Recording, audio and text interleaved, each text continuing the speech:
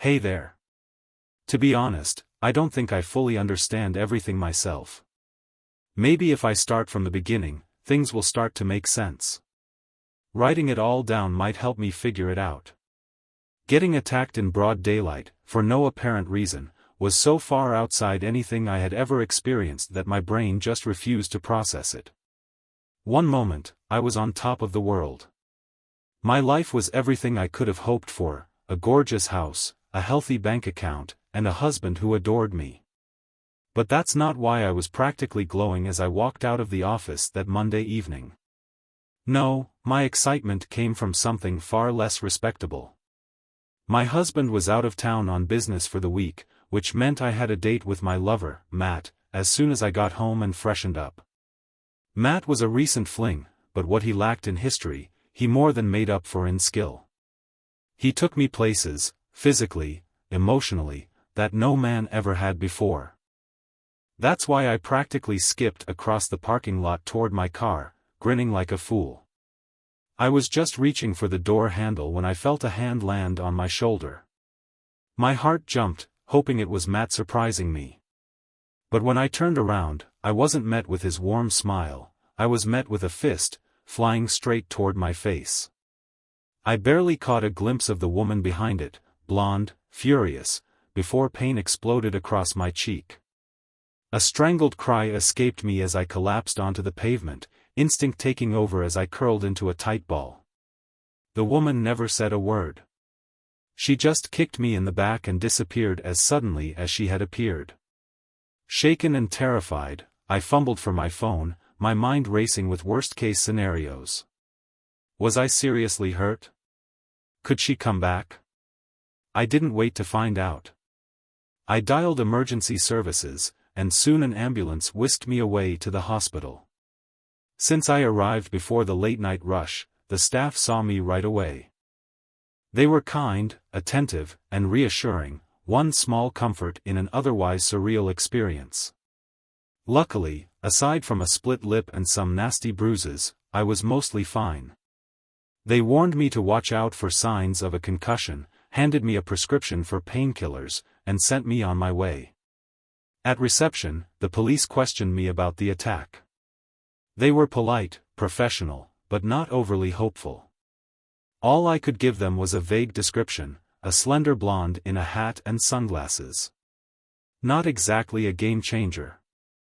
I couldn't even tell them if she had mistaken me for someone else, or if she had some unknown grudge against me. When I asked the officers for a ride back to my car, they apologized, citing some policy against it. I tried flashing them one of my best helpless, damsel-in-distress smiles, but my swollen lip made that impossible.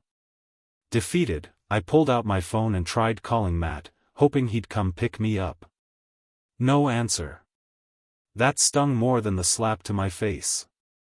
I had been looking forward to our evening together, but with no other options, I hailed a taxi and headed home. New plan: drown my pain with a couple of painkillers, maybe a glass of vodka, ice my bruises, and soak in a long, hot bath before calling my husband. He always made me feel better, always helped me sort through my emotions when things didn't make sense. Honestly, I wouldn't have been surprised if he'd dropped everything and made the 4-hour drive home the moment he heard what happened. I had always been his priority. I had barely been home for half an hour when I heard a knock at the door. My heart jumped. I told myself I was being paranoid, it was probably just the Chinese food I had ordered. The next thing I knew, everything was a blur. My head throbbed as I struggled to sit up, my body heavy and sluggish. Something felt off. I reached up, running my fingers over my face, and felt something dry and flaky. When I scratched at it, I saw the telltale crimson under my fingernail. Blood. Panic surged through me.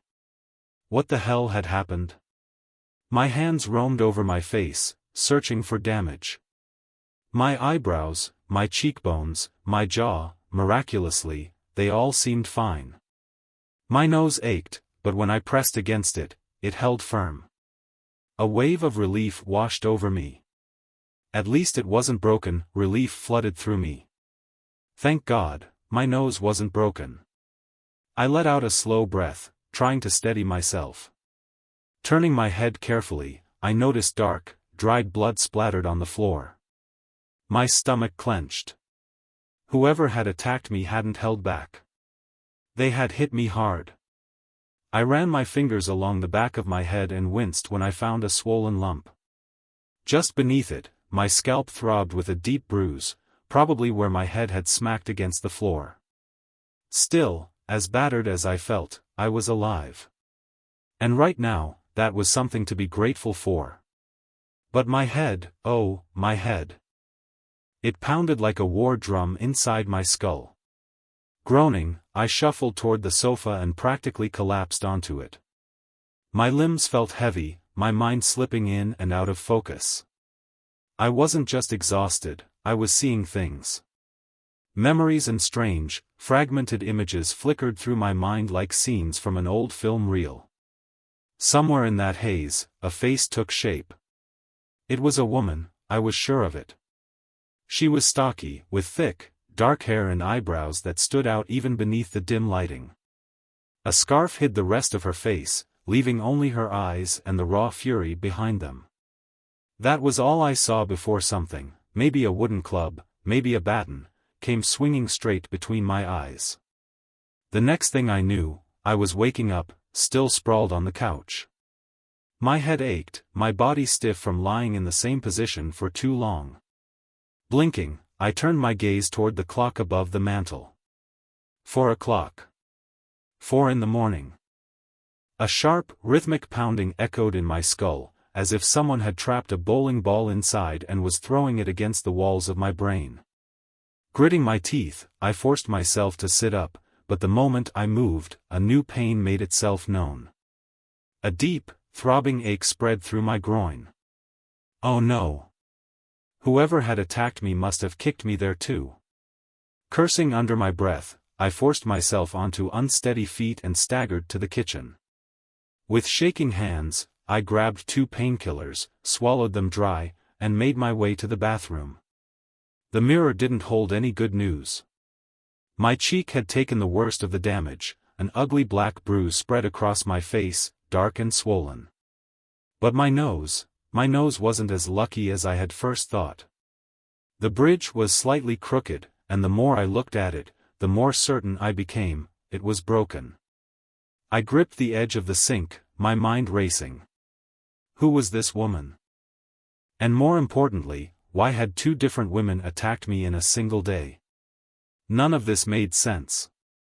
I wasn't the kind of person to make enemies, at least, not that I knew of. Sure, I was a real estate agent, and maybe a few deals had fallen through, but nothing worth this. I racked my brain, trying to come up with a single reason why someone would want to hurt me. 1 random attack was bad luck. 2? That was something else entirely. Despite the late hour, I decided to call Tom.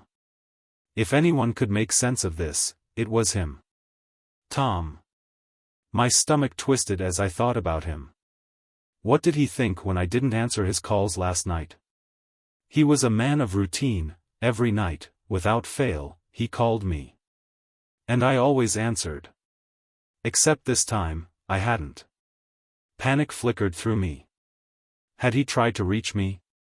Had he gotten worried? I grabbed my phone and checked for missed calls. None. That was strange. Tom never didn't call me when he was away. It was part of our normal rhythm, something reliable, something constant. When I met up with Matt, I always made sure to check in with Tom first. I'd call his hotel room, telling him that cell phone reception was unreliable, just to set the groundwork for why I might be unreachable. I had it all planned. It was part of my safety net. But last night? Not a single call from him. A chill ran through me. Something wasn't right. A thought crossed my mind, sharp and unwelcome. Matt. I had called him yesterday, and I hadn't deleted the call log yet. I never stored his number, too risky. There was no evidence, no trace of our conversations. At least, there shouldn't have been. I swallowed hard, suddenly uneasy. But there were photos. Photos that had never seen the light of day, photos that should have remained hidden. And now, for the first time, I wasn't sure if they still were. My phone was the only place those photos existed. I had hidden them well, making sure they weren't stored anywhere else where they could be found. To keep them secure, I didn't rely on some weak, predictable password. My lock screen was guarded by a strong password and my fingerprint, nothing that could easily be guessed. Tom assumed it was just a strict work policy that I never shared my password, and on the rare occasions he needed to use my phone, I'd unlock it for him and keep it in my sight the entire time. Storing the photos on my phone felt like the safest option, at least, safer than risking them on any other device where they could accidentally be discovered. I deleted my recent call to Matt, left a brief message on his voicemail, and noticed that he hadn't answered my previous call either. That was unusual. Still, what worried me more was that Tom hadn't called. Even at this early hour, I needed to hear his voice, to feel the comfort of his steady presence.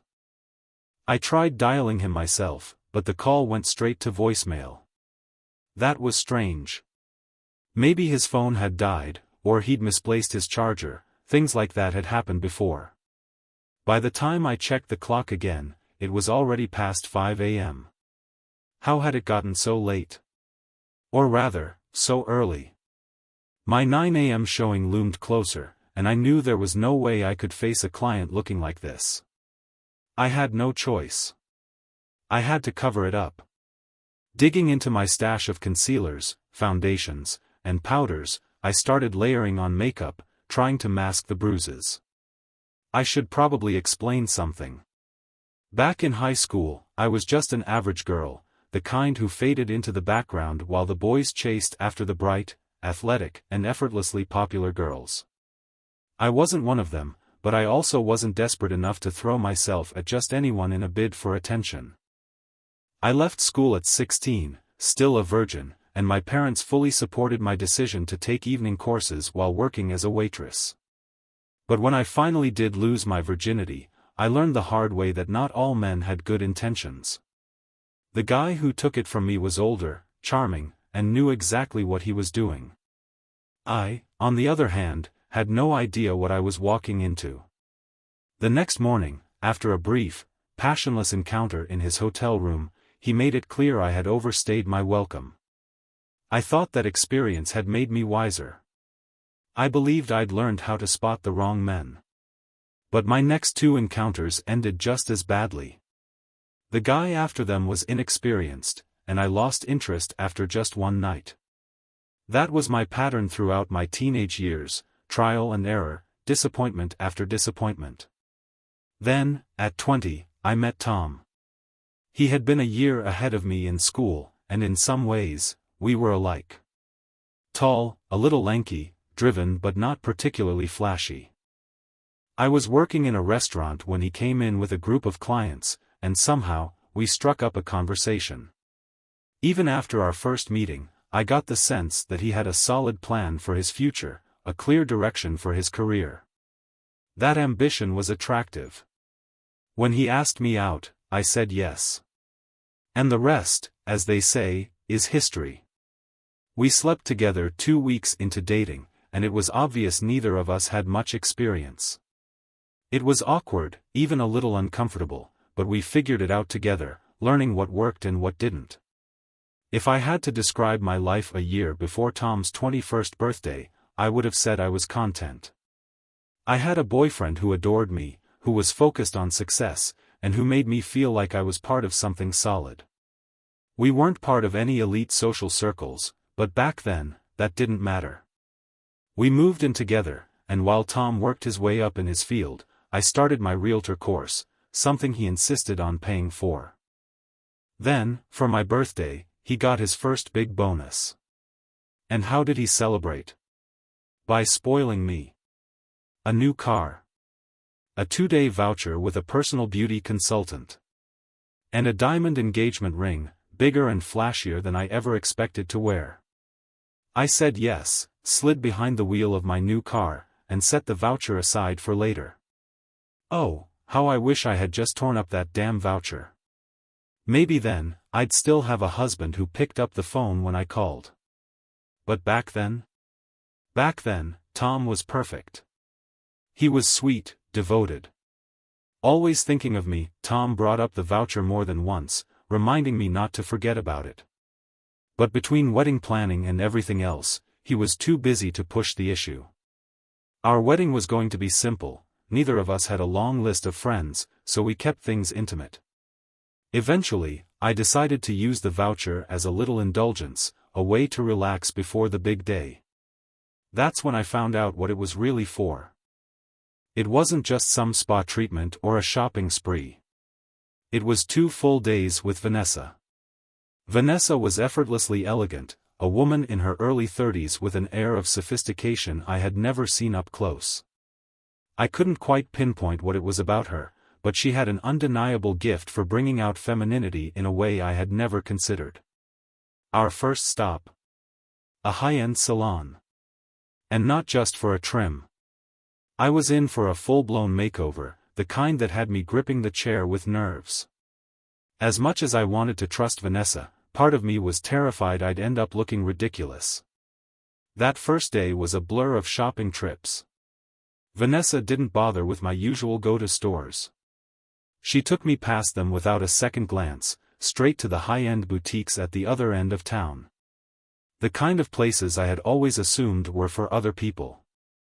Let's just say that, by the time the day was over, Vanessa had used my phone to call Tom and request a credit limit increase on my card. I didn't even mind. When I looked in the mirror that evening, I barely recognized myself. My new hairstyle, my carefully curated wardrobe, it was transformational. For the first time in my life, I felt striking. Desirable. And that was just the beginning. The next morning, Vanessa had me at the salon by 8 a.m., ready for the full treatment. Manicure. Pedicure. Facial. Scalp massage. Every inch of me was being polished, refined. Then, I met Scott. Scott was a riot. A larger-than-life personality who claimed to have once been a beautician to the stars. Whether that was true or not, I had no idea, but he certainly acted the part. For the next 2 hours, he and Vanessa worked on me like artists at an easel, sculpting, highlighting, enhancing. They erased imperfections, accentuated features, crafted a version of me I had never seen before. I wasn't allowed to peek in the mirror until they were finished. And when I finally did, I was floored. Vanessa's genius was undeniable. The hairstyle, the clothes, they had all felt slightly off the day before, like pieces of a puzzle that didn't quite fit. But now? Now, I understood. I was beautiful. The transformation was so dramatic I actually took a step back. My reflection was mesmerizing. It wasn't just the makeup or the styling, it was the confidence radiating off of me. Vanessa beamed, clearly pleased with her work, while Scott launched into an impassioned speech about how he had merely uncovered the natural masterpiece that had always been there. I thanked them both, over and over, genuinely grateful. It was a life-changing experience. If only I had known then what this transformation would lead to, I might have strangled Vanessa on the spot. When I got home, Tom did a double take. For a brief second, I saw the shock in his face before he smoothed it over with a smile. He told me I looked the way he had always seen me. That night? It was the most passionate night we had ever shared. 3 days later, we were married. At the time, I thought I had everything I could ever want. But something shifted after the wedding. For the first time in my life, men noticed me.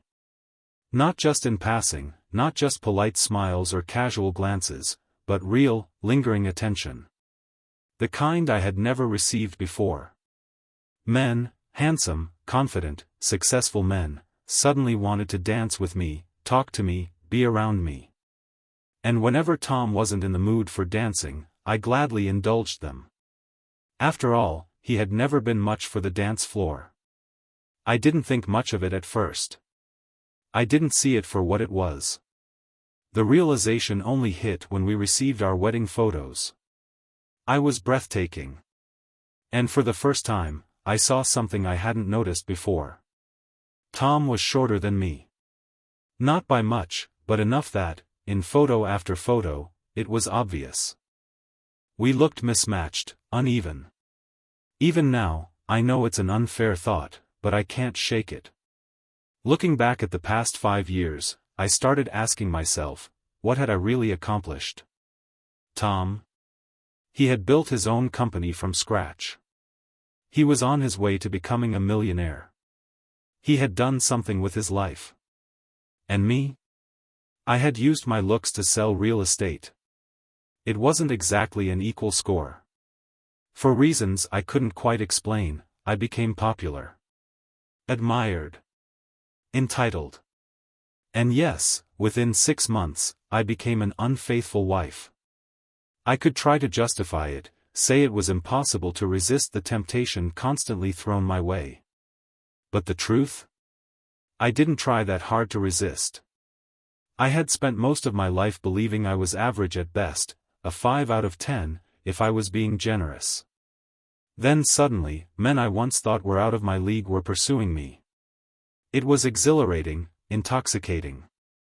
And it took waking up beside the third man for me to realize that they weren't special. They were just more attractive versions of the same predator who had stolen my virginity all those years ago. But now? Now, I was the one in control. I got to decide. I was in the driver's seat. But that power didn't matter now, not as I stared at my bruised, broken face in the mirror. Sighing, I reached for my concealer, dabbing it over the worst of the damage. Layer after layer, I erased the evidence, painting over reality until I looked like myself again. It took over an hour and a half before I was satisfied. I felt sorry for myself, but more than anything, I felt alone. I had been trying to call Tom every 15 minutes, but still, nothing. I wanted to tell him what had happened, to hear his voice, to have someone make sense of it all for me. But without him, I had no one. I never made friends easily with other women. And now, without Tom to reach for, the isolation was suffocating. With only an hour left before I had to leave, I shot a text to Matt, telling him to call me when he could. Then, in an attempt to distract myself, I mindlessly scrolled through my phone, letting the hours blur. Eventually, I grabbed my bag, my laptop, and the luxury briefcase Tom had gifted me last year, shoving everything into the back seat of my car. As I turned to open the driver's side door, I saw her. She was right in front of me. I hadn't heard her approach, hadn't seen her coming. Had she been hiding? Behind the garage? Lurking somewhere nearby, waiting? I didn't have time to figure it out. Everything happened too fast. I remember falling. Feeling a foot slam down on my hands as I instinctively raised them to protect my face. The blows kept coming, sharp and relentless, until, just as suddenly as it started, it stopped. Gasping for air, I scrambled to my feet and ran inside, slamming the door behind me. My face was on fire. Leaning against the door, I took a second to catch my breath before stumbling toward the downstairs bathroom. I needed to see the damage. 3 long scratches ran down my left cheek, 2 on my right, deep, angry marks, left by someone clawing at my skin. My right arm and forearm throbbed, but thankfully, nothing felt broken. I reached for my phone with shaking hands. This time, I didn't hesitate. I called the police. Then Tom. Then Matt. No answers. While waiting for the cops, I dialed my office. No one picked up. The silence, the isolation, it was unbearable. Just after 9 o'clock, my phone finally rang. It was my office. At first, they were concerned. Then came the questions. Why had I abandoned a client? What was going on? They relaxed slightly when I told them I had been attacked. But I could hear the doubt in their voices. I was working for a high-end real estate company, appearances mattered. They weren't sure whether to believe me or to assume I was making excuses. And honestly, I had that same sinking feeling about the police. By the time they arrived, they were already disinterested. There had been a murder and 2 armed robberies in town the night before. Compared to that, a woman getting scratched up by another woman didn't exactly scream priority. They took my statement, jotted down my vague description, another average height woman with red or brown hair, mostly hidden under a baseball cap. It wasn't much to go on. They interviewed a couple of neighbors, more for show than anything else, then asked if I needed an ambulance. I told them I didn't. What I needed was for my husband to pick up the damn phone. As they left, I closed the door behind them and let the frustration boil over. Storming into the living room, I glared at the framed wedding photo on the mantel. Next time, take your damn charger, Tom. I'll pack it for you myself if I have to. But beneath the anger, I was still surprised. 2 separate attacks in one day. And Tom still hadn't called me. 2 random attacks in one day? That was already insane. But 3? That was damn near impossible. Clearly, this wasn't just bad luck. Someone had a reason to hurt me. The problem was, I had no idea who or why. As if things weren't bad enough, there wasn't enough makeup in the world to cover these new scratches. To even try, I had to wipe away the layers of concealer I had already applied, which meant scrubbing my bruised skin raw before I could apply disinfectant. God, it burned. The moment the alcohol touched my skin, it felt like I had poured gasoline on my face and set it on fire. My arms and forearms throbbed with fresh bruises, and by the time I was done, my entire face was red and blotchy. I took a deep breath, wincing as pain flared through my ribs. The last woman must have been wearing heels, because the bruises on my arms had a distinct, sharp pattern to them. Enough was enough. I grabbed my phone and dialed Tom again, desperate to hear his voice. Straight to voicemail. Again. My hands clenched around the phone. This was ridiculous. I should have just sent him an email, he'd see it and rush home immediately. Except my laptop was still in my car. Groaning, I pushed myself to my feet and made my way down the stairs. I felt like a 90-year-old woman. Every step was agony, my body protesting with each movement. When I reached the front door, I hesitated. My fingers hovered over the lock.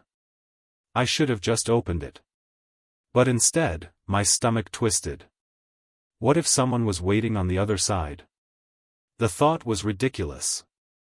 But after 3 attacks in less than 24 hours, was it really? I scolded myself for my cowardice, but I still couldn't bring myself to unlock the door. Those real estate seminars finally paid off. I gave myself a mental pep talk, trying to rationalize everything. Maybe it was all a case of mistaken identity. Maybe those women had the wrong person. Maybe someone who looked like me had wronged them, and I had just been in the wrong place at the wrong time. Maybe. Still, I wasn't about to take any chances. From where I stood, I could see the garage door, but not the area behind it, or the far side of the driveway. If someone was hiding there, I'd never know until it was too late. The backyard was worse. Secluded, full of blind spots. If someone grabbed me back there, no one would see a thing. And in my current state, I couldn't fight off a child, let alone another attacker. I was deep in thought, running through every worst-case scenario, when my phone rang. My heart leapt. Tom. I snatched up the phone, barely noticing the pain that shot through my battered limbs. But it wasn't Tom. It was my office. Disappointment hit me harder than any of those women had. Still, I answered. They were sympathetic at first, concerned about my well-being. But the moment they got that out of the way, they got down to business. I had abandoned a client.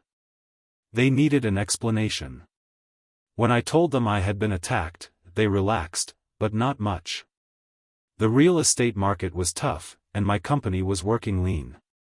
If I couldn't make the appointment, they made it very clear that they could find someone else who could. So that was that.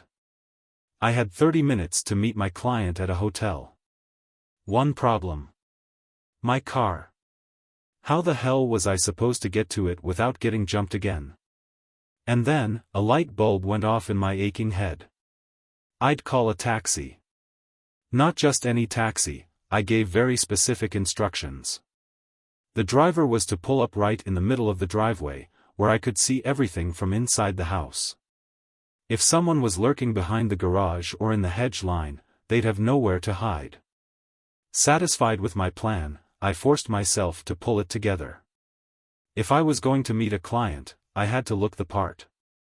I did my best to look presentable, fixing my hair, adding a few strategic layers of makeup over what bruises I could conceal.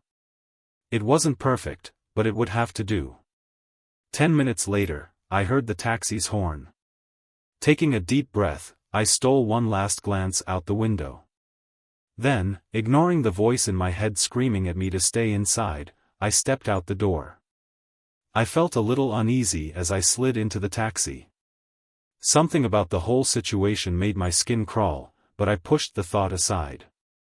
I didn't have time for paranoia. The driver was a woman, which set me even more on edge at first, but she was polite, friendly, even.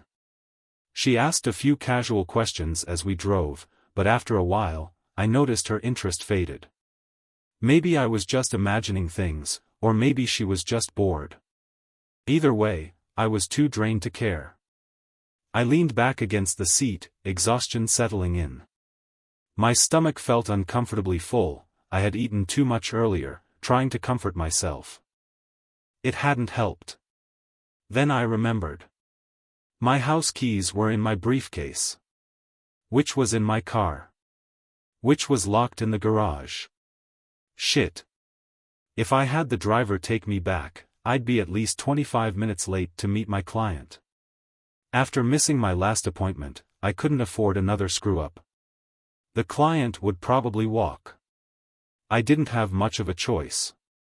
I'd have to make do. I'd give the client a tour of the exterior, peek through the windows, make up some excuse about a bureaucratic mix-up with the keys. I'd probably lose the sale, but with any luck, I wouldn't get fired. As we neared the property, I pulled out my phone and dialed Tom again. Straight to voicemail. Again. Frustration churned in my gut, but before I could dwell on it, we pulled into the driveway. Then came the waiting. 30 whole minutes. Eventually, a taxi pulled up, and my client stepped out. She was tall, dark-haired, maybe 30.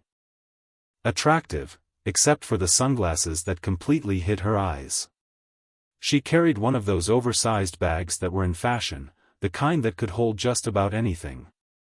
The moment she saw me, she glanced down at something in her hand. A piece of paper. Then, just as quickly, she shoved it into her bag. Weird. She walked toward me, visibly irritated, but I could tell she was holding it back. I explained the situation with the keys, half expecting her to explode, but she swallowed her annoyance and nodded. That was fine with me. I knew the property inside and out, so I didn't need my notes. I could sell this house in my sleep. And if it didn't sell quickly, I had a plan for that, too. The longer it sat on the market, the more likely the owners were to lower the price, maybe even low enough for Tom and me to buy it. It was in a gorgeous neighborhood, filled with young professionals like us. We'd fit right in. We strolled through the backyard, and I pointed out the separate art studio, a major selling point. The client listened, nodding along, but I could tell she wasn't paying full attention. Still, I kept going, walking over to the master bedroom window and pulling the curtain aside slightly to check the view. That's when I heard it. A sharp, deliberate sound behind me. I turned. The client was holding a baton. One of those extendable ones you see advertised in women's magazines for self-defense. Her face twisted, shifting from mild irritation to pure hatred. She hissed something, maybe a word, maybe just air through clenched teeth, then swung hard. I barely had time to react, throwing my arms up in a desperate attempt to protect my face. The baton connected with my forearm, and I heard it crack. The pain was instant, white-hot, unbearable. For a second, she just stared at me. Like hitting me once had somehow released all the rage inside her. Then, as if remembering why she was there, she raised the baton again. The second strike landed against the side of my head. I managed to catch part of the impact with my good hand, but the force was still enough to send me crashing to the ground. Then, nothing. When I came to, I was alone. The woman was gone. I lay there for a moment, stunned, trying to make sense of what had just happened. Then, slowly, I forced myself upright. That's when I saw it. A piece of paper. The same one I had seen her shove into her bag earlier. It must have fallen out when she pulled out the baton. It was lying face up. I reached for it, my fingers trembling. Then I saw the image. And my stomach dropped. It was a photo of me. Not just any photo, one of my favorites. A selfie. An intimate one. And I knew exactly when I had taken it. 3 months ago. In a cheap motel room. With Matt I recognized the motel room instantly. The cheap furniture, the dim lighting, the unmade bed. The place Matt and I had always paid cash for, leaving no paper trail. Yet, somehow, his wife had this photo. She had used it to track me down. The way she looked at me before she attacked? It was pure, seething rage. I never asked Matt about his wife, just like he never asked about Tom. That was the unspoken rule. Now, sitting on the ground, cradling my shattered hand, I realized how naive that had been. This time, there was no hesitation. I called an ambulance. And this time, there was no avoiding it. The police got involved. Everything came spilling out. Tom found out. And it led to something far worse than I ever could have imagined. But before I could even process that, one question consumed me. How the hell did Matt's psycho wife get that photo? I stumbled toward the paramedics when they arrived, dazed and confused, my mind racing. I had never shared that picture. Not with Matt. Not with anyone. The only place it existed was on my phone. At the hospital, the same triage nurse from my last visit took one look at me and immediately wanted to call the police. I begged her not to. I was convinced it was an accident. I mean, what were the odds? 3 women attacking me in one day? This couldn't be happening. She didn't believe me, not for a second. But she respected my wishes. She cleaned my wounds, examined my hand, and when she asked about my husband, I shook my head quickly to avoid answering. They gave me something to help me relax, then called me a taxi home. The driver was kind enough to wait until I unlocked the door and went inside. I was grateful for that. But gratitude only went so far. The moment the door shut behind me, I reached for the bottle of vodka and the painkillers. Doctor's orders be damned. I took a large swig, swallowing the pills dry. Then, I sat there and started making up a story for Tom. Something to explain everything. I had left him so many messages. When he finally charged his phone, he'd be confused. He'd be worried. Or at least, that's what I told myself. I tried calling him again. Still nothing. Then I remembered, I could email him. But my laptop was still locked in my car. It was already dark outside. No way was I risking another attack just to retrieve it. Then another thought hit me. The old desktop. Before we got laptops, Tom and I used to share one. He still used it sometimes when he wanted to watch something on a bigger screen. I found it in the office, powered it on, and left it to boot while I poured another drink. When I returned, the screen had changed. A small, spinning hourglass. And below it, just one word. Sin. I felt a chill crawl up my spine. But before I could investigate, nature called. Ever tried unzipping pants with one hand in a sling? Not an easy task. By the time I made it back to the office, the computer had finished syncing. And what I saw on the screen. It was worse than anything those women had done to me. At first, the images didn't register. Then I saw them for what they were. And suddenly, everything made sense. The attacks. The silence. Tom's missing phone calls. For the first time in forever, my husband had not called me. And now, I knew why. I barely made it to the bathroom before I started vomiting. My reflection in the mirror was a mess, a deep purple bruise blooming on my right cheek, scratches crisscrossing my skin. But I couldn't think about that. I had to shut it off.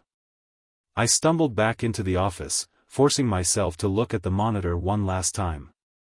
I reached for the mouse, my fingers shaking, and turned off the screen. But it was too late. The damage was done. The screen had shown the contents of my phone. Every single photo. The images on the screen flashed every 10 seconds. Photo after photo, a relentless slideshow of my secrets. And it wasn't just the intimate ones. Mixed in between them were pictures of houses, staged interiors, things from my real estate listings. I stared, horrified, as the realization hit me like a freight train. A few weeks ago, my boss had hired a tech company to update our work phones. I had watched closely, keeping an eye on the technician as he messed with mine. But I hadn't been watching closely enough. Somehow, during that update, my carefully hidden photos, the ones I had buried deep in my phone, far away from prying eyes, had been transferred to this computer. The same old desktop Tom still used. My stomach dropped. If they were on this computer, could they be on another? Could they be on Tom's laptop? Oh, no. Tom's laptop was much newer, much more advanced. If my phone had synced to this computer, there was a good chance it had synced to his too. And if that had happened? I squeezed my eyes shut, already picturing the worst. Tom, sitting in front of his screen, staring at hundreds of photos. Photos of me. Photos of me with other men. I could see it so clearly. Tom, meticulously printing out each image. Studying them. Recognizing the faces. And then? Taking those photos to work. Our secretary had always had a soft spot for him. She would have helped him. Would have matched names to faces. Names led to addresses. Addresses led to wives. Wives who, in my case, found me. And attacked me. I grabbed my phone with a shaking hand and called Tom again. Nothing. I forced myself up the stairs, my battered body screaming in protest. His wardrobe. I threw open the doors. The sight inside made my stomach turn. I took a shaky breath, stepped back, and turned off the monitor. It didn't matter. I had already seen enough. Desperation clawed at my chest as I sat down and logged into our bank account. The numbers on the screen made my blood run cold. The big, comfortable balance that had always been there. Gone. In its place? Tiny, pathetic numbers. I let my head drop into my hands. For the first time, I wasn't thinking about the women who had hurt me. I wasn't thinking about the bruises, the broken bones, the humiliation. I was thinking about who I had become. And for the first time, I saw it clearly. A spoiled, conniving, entitled woman who had finally been exposed. And it stung worse than anything else. Working in real estate meant I was constantly surrounded by men, rich, powerful men. It had always been my choice. In the beginning, I had been careful. No photos. No videos. No evidence. I had rules. Strict ones. And yet, despite all my precautions, I had made mistakes. One man, a former lover, had wanted more. He refused to let me go. That was when I made the decision. Only married men from now on. Men who had just as much to lose as I did. I had convinced myself it was smart. That I had found the perfect system. And for a while, I had. Until I got comfortable. Until I let my guard down. Until I forgot that even the best systems eventually failed. That it had been so obvious. Tom trusted me completely. And I had taken full advantage of that trust. I had made a huge mistake. I should have stuck to my rules. No photos. No evidence. No traces. But I had gotten careless. I had been so caught up in the fantasy, the attention, the power, the thrill of being wanted. I had finally become the popular girl I had always envied in high school. And to maintain that popularity, I had slept with all the right men. Looking back now, my arrogance was staggering. I had genuinely believed my marriage would survive, even if Tom ever found out about my hobbies. Because, in my mind, Tom needed me. I had a plan for damage control, just in case. If Tom ever discovered one affair, I'd play it off as a moment of weakness. I'd say the man had been a skilled seducer, relentless in his pursuit of me. I'd cry. I'd promise it would never happen again. Then, I'd take him to bed and remind him why I was irreplaceable. That was the plan. But now, sitting here, my body broken, my life in shambles, I had to face the truth. Tom had no intention of forgiving me. I had expected him to catch me in bed with another man. What I hadn't expected was for him to catch me online, digitally exposed with dozens of my lovers at once. And for me to be covered in bruises when he did. I was so shocked, I screamed.